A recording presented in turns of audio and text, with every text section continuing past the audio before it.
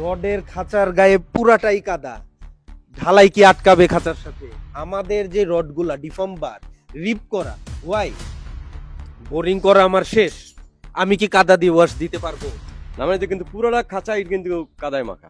আগেই বলেছিলাম বাংলাদেশের সব থেকে লামসাম যদি কোনো কাজ করা হয় সেটা করা হয় পাইলে। যে বাস্তব সত্যগুলো আপনারা জানতে পারলেন, ইঞ্চি ইঞ্চি সমস্যা, হাজার টন বিপদ। আজকে আমরা পাইলের বেশ কিছু বিষয় সম্পর্কে আপনাদেরকে দিক নির্দেশনা দিব। ভবনের সব থেকে ইম্পর্টেন্ট পার্ট আমরা কি জানি? ফাউন্ডেশন। আমরা কিন্তু একটা কথা বলি, ফাউন্ডেশন যদি মজবুত না হয় ভবন কিন্তু টেকসই হবে না। পাইলের কাজটাই কিন্তু আমাদের তাহলে সব থেকে ভালো করার কথা, কিন্তু দুর্ভাগ্যজনকভাবে আমাদের দেশে পাইলের কাজটা কিন্তু বেশিরভাগ জায়গায় খুব খারাপভাবে করা হয়। এর একটি কারণ হতে পারে যে অভিজ্ঞ ফোরম্যান এবং অভিজ্ঞ ইঞ্জিনিয়ার যারা পাইল সম্পর্কে খুব ভালো ধারণা রাখে এই মানুষের সংখ্যা হয়তোবা কম, অথবা প্রত্যন্ত জায়গা পর্যন্ত সঠিকভাবে কিভাবে পাইলের কাজটা করা যায় এই ইনফরমেশন হয়তো অনেকেই পায় না। আজকে আমরা সেই বিষয়গুলো নিয়েই ক্লিয়ার করে দিব। আজকে আমার সাথে আছে ইঞ্জিনিয়ার আতিকুর রহমান প্রিন্স, আমার সাথে আছে সাবকন্ট্রাক্টর ভাই এবং ফোরম্যান সাহেব। তারা আমাদের এই প্রজেক্টে G+9 10তলা প্রজেক্টে পাইলের কাজ করবে।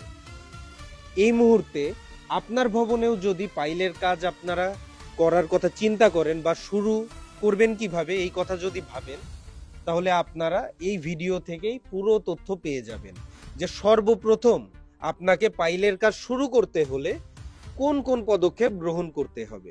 আমাদের এইখানে 20 ইঞ্চি ডায়ার পাইল আমরা করব। সর্বপ্রথম একটি পাইল প্রজেক্টে যখন মালামাল নিয়ে আসবে আমাদের কিন্তু ব্লকটা তৈরি করতে হবে, কারণ অনেক সময় ব্লকটা কি মিসিং হয়ে যায়। কিন্তু ব্লকের রেশিওটা আপনারা ব্যবহার করবেন 1:1, এক বস্তা সিমেন্টের সাথে এক বস্তা সিলেট স্যান্ড, কারণ ব্লকটা আমার মোটামুটি মজবুত ভাবে বানাতে হবে। পানির তো একে তো আমার পানি কাদার প্রেসার আছে, আবার খাঁচা দেখা যায় যে আমার বোরহোলের ভেতরে কিন্তু বাড়ি খাই, তো সেক্ষেত্রে ভেঙে যেতে পারে। প্রথম দিনই কিন্তু আমরা ব্লকটা তৈরি করে কিউরিং করছি। একটা ব্লক দর্শকদের আমরা দেখাতে চাই। এইখানে 5 ইঞ্চি ব্লক তৈরি করা হয়েছে। ব্লকটার মেজারমেন্ট হচ্ছে 5 ইঞ্চি, একটু কাছ থেকে দেখালে ভালো হয়। এই যে 5 ইঞ্চি। অনেক জায়গায় কিন্তু এই ব্লকটা কিন্তু ছোট তৈরি করে, 4 ইঞ্চি তৈরি করে। এখন 4 ইঞ্চি অনেকে এক্সকিউজ দেয় যে 5 ইঞ্চি ব্লক তৈরি করা যায় না। আপনি এই ব্যাপারে যদি কিছু বলেন। না 5 ইঞ্চি সম্ভব তো স্যার, 5 ইঞ্চি সম্ভব, আমরা তৈরি করেছি। কেউ 4 ইঞ্চি করে, কেউ 5 ইঞ্চি করে। ভালো তো অবশ্যই 5 ইঞ্চি, 5 ইঞ্চি ভালোই হবে। এক্স্যাক্টলি। 4 ইঞ্চি করলে আসলে কি সমস্যা আমরা কিন্তু অতি সহজেই বলতে পারি যে যখন আমরা ব্লকটা ছোট করতেছি আমার ক্লিয়ার কভার কিন্তু বৃদ্ধি পাচ্ছে, এই জায়গায় বৃদ্ধি পাচ্ছে না, আমার তো প্রয়োজন নাই। এখানে কিন্তু আরেকটা মেকানিজম কাজ করে। অনেক সময় দেখা যায় যে মাস্টার রিংটা কিন্তু ছোট বানাই, যার কারণে কিন্তু ব্লকটা কিন্তু ছোট তৈরি করে, কারণ ড্রিল তো আমার ওই জায়গায় কম হচ্ছে। দ্বিতীয় যেই বিষয়টা নিয়ে কথা বলবো সেইটা হচ্ছে আমার চিজেলের ডায়া। 20 ইঞ্চি পাইলের জন্য আসলে কোন সাইজের চিজেল অ্যাপ্রোপ্রিয়েট সেই বিষয়টা নিয়ে ইঞ্জিনিয়ার প্রিন্স এখন আপনাদেরকে বর্ণনা করব। আচ্ছা, অনেক ধন্যবাদ নাইদ ভাই। খুবই গুরুত্বপূর্ণ একটি টপিক পাইলের কাজের জন্য। আমরা প্রথমে পাইলের কাজ শুরু করার জন্য যখন প্রজেক্টে মালামাল চলে আসবে, আমরা ব্লকের ব্যাপারে আপনি যেটি বললেন, ব্লকের এটা মেনটেন করার পাশাপাশি আমরা চিজেলের যে ডায়া সেটা দেখবো যে চিজেল কতটুকু আছে। আমার পাইল যদি 20 ইঞ্চি হয় তাহলে আমাকে চিজেল করতে হবে 19 ইঞ্চি। আসলে এখানে মূল জিনিসটা হচ্ছে পাইল যতটুকু তার থেকে 1 ইঞ্চি কমের মধ্যে চিজেলটা রাখতে হবে। তো চিজেলটা আমরা মাপটা কয়েকভাবে দেখতে পারি। এখানে আপনি পরিধিকে পাই দিয়ে ভাগ করে বের করা যায়, পাশাপাশি ওনারা যদি কেন্দ্র থেকে কেন্দ্র করে পুরাটা যদি দেখাই যে ডায়াটা মেজারমেন্ট, ডায়াটা আপনি যেভাবে চেক দিতে পারেন আপনার সুবিধা অনুযায়ী চেক দিবেন। তো যদি কখনো দেখেন যে ডায়া 19 ইঞ্চি নাই 20 ইঞ্চি পাইলের ক্ষেত্রে, তাহলে 19 ইঞ্চি অবশ্যই বানায় নিতে হবে কাজ শুরু করার ক্ষেত্রে। যদি 18 ইঞ্চি করে কি সমস্যা হতে পারে? আপনি কি মনে করেন? আচ্ছা, যদি 18 ইঞ্চি হয় তাহলে এখানে সব থেকে বড় সমস্যা হবে যে আপনার এস্টিমেট অনুযায়ী মালামাল ঠিকঠাক যাবে না। এবং পাইলের ডায়াটা কিন্তু রিডিউস হয়ে যাবে, হ্যাঁ, পাইলের ডায়া কমে আসবে। ডায়া কমে যাবে। সেক্ষেত্রে আপনি যতটুকু লোড ক্যালকুলেশন করে ডিজাইনটা করা হয়েছে সেটা প্রপারলি আসলে ইউটিলাইজ হবে না এবং utilize পাবে হবে না। এবং পাবে না। এখন ফোরম্যান সাহেবের কাছে আমি জানতে চাই, অনেকেই বলে যে 18 ইঞ্চি আমার যে চিজেল এইটা 19 ইঞ্চি করা যায় না। কারণ 20 ইঞ্চিতে 20 ইঞ্চি থাকবে আমার কেজিন, Right. আর 19 থাকবে হলো আমার সিজেলের রিং। না, রিংটা যদি মনে করেন আমি যেহেতু 18 আছে, তার 19 করা সম্ভব, কিন্তু ঘটনা যে একটা প্লেট কাটতে দিয়েছে, ওটার কাটতে দিয়েছে একটা প্লেট ঢুকাই দিলে ঠিক আছে, আমার 19 এ পড়তেছে। দর্শক আপনাদেরকে এখন মাপ দিয়ে দেখাই, আপনি একটু মাপ দিয়ে দেখিয়ে দেন যে এটা 19। আশা করি দর্শক আপনারা দেখতে পাচ্ছেন এখানে চিজেলটা তারা 19 ইঞ্চি কিন্তু করেছে। না, নিয়ম যেটা সেটাই করতে হবে, কারণ এটা তো 18 ইঞ্চিতে ঠিক আছে তো হইতেছে না, কারণ এটা থাকবে হইলো 19 ইঞ্চি। এখন আসি ট্রিমি পাইপ আসলে কতটুকু প্রয়োজন। এই জায়গায় আমরা দেখতে পাচ্ছি আমাদের পাইলের গভীরতা 107 ফিট, উপরে সিসি এবং নিচের সিসি সহ 107 ফিট। আমাকে কিন্তু মাটির নিচে 107 ফিট ট্রিমি পাইপই কিন্তু ব্যবহার করতে হবে। অনেক জায়গায় কিন্তু এটা কম করে, কিন্তু এটা কি চলবে? এটা খুবই গুরুত্বপূর্ণ ভাই। আসলে এটা প্রথমে আমাকে দেখে নিতে হবে যে আমার পাইল যতটুকু ট্রিমি পাইপ তার থেকে বেশি আছে কিনা বা কতটুকু আছে, আমরা মেপে সেটা মার্ক করে রাখবো। কাজের ক্ষেত্রে ওরা যখন কাজ করবে তখন যেন আমরা বুঝতে পারি যে ট্রিমি পাইপটা প্রপারলি ঢালাইয়ের মধ্যে আছে কিনা, সেটা বোঝার জন্য আগে থেকেই মাপটা প্রয়োজন। এক্স্যাক্টলি। এইখানে ট্রিমি পাইপের লেন্থ নিয়ে কথা বলবো, সেটা হচ্ছে 107 ফিট। আমার কি মাটির নিচে 107 ফিট। আমার কেজিং তো আপ হবে, সাপোজ 1.5 থেকে 2 ফিট মাটি থেকে আপ হবে, ধরলাম আমরা 2 ফিট, তাহলে কত হইলো? 107 আর 2 9। আচ্ছা, আমার তো ট্রিমি পাইপটা ভাইব্রেশন করা লাগবে, তাহলে এখানে আমাকে আরো 3 ফিট যোগ করে নিতে হবে। তাহলে 107 ফিট পাইল, আর কেজিং এর এইখানে আপ আছে 2 ফিট, 109, আর 3 ফিট আপ ডাউন করার জন্য আমার কত? 112 ফিট কিন্তু প্রয়োজন। অনেকে কি করে, অনেকে 100 ফিট পাইপ দিয়ে রেখে দেয়, 102 ফিট পাইপ দিয়ে রেখে দেয়, কিন্তু এটা করা মোটে উচিত না। তার কারণ আপনাকে নিশ্চিত করতে হবে যে পাইলের একদম সিসির নিচ পর্যন্ত আমার পাইপটা যাচ্ছে কিনা। আপনাদেরকে আরো বেশ কিছু বিষয়ে আগে আলোচনা করে নিতে হবে। তার ভেতরে একটা হচ্ছে মাস্টার রিংটা আমরা আসলে কত দিব। ফোরম্যান সাহেব, মাস্টার রিংটা একটু আমাদের দর্শকদের দুইটাই দেখান।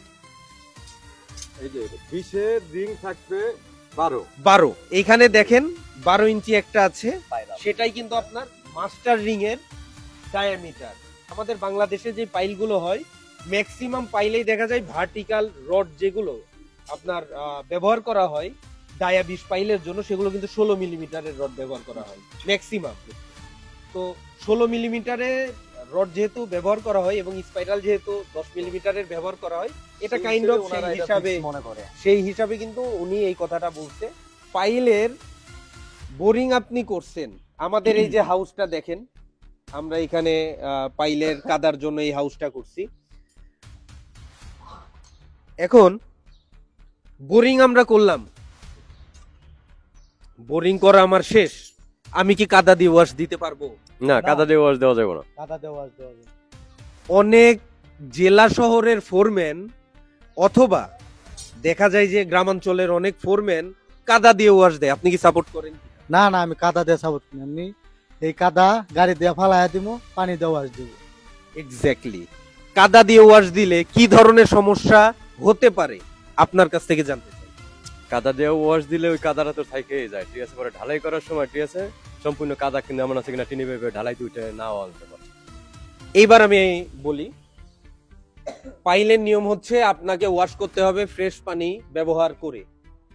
আপনার কাদা হাউসে জমছে, পাইলের বোরিং আমার অলমোস্ট শেষ, আমি ফোন দিয়ে দিব সাথে সাথে গাড়ি, কাদার গাড়ি বা মাড ট্রাক আমরা ইঞ্জিনিয়ারিং এ বলি, ফোন দিব, চলে আসবে, আমার হাউস ক্লিয়ার করে ফেলবে।